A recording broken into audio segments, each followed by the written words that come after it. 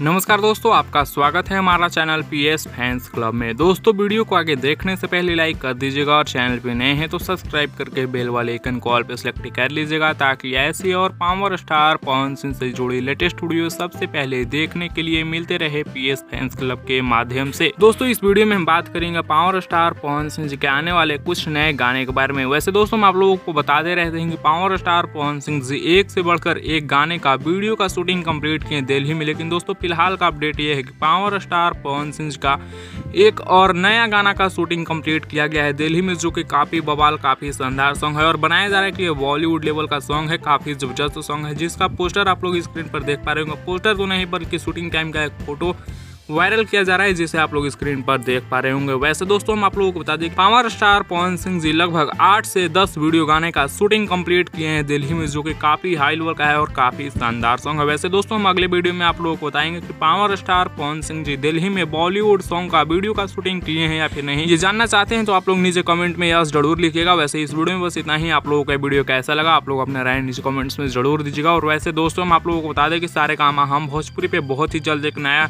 Song आने वाला है, जिसका मोशन पोस्टर रिलीज किया गया है, लाल घाघरा टाइटल है। वैसे दोस्तों, इस वीडियो में बस इतना ही। नेक्स्ट वीडियो का इंतजार करिए, मिलते हैं नेक्स्ट वीडियो में। टेक केयर, बाय बाय, जय हिंद। ऐसी और लेटेस्ट वीडियो के लिए फैंस क्लब के साथ बने रहिएगा।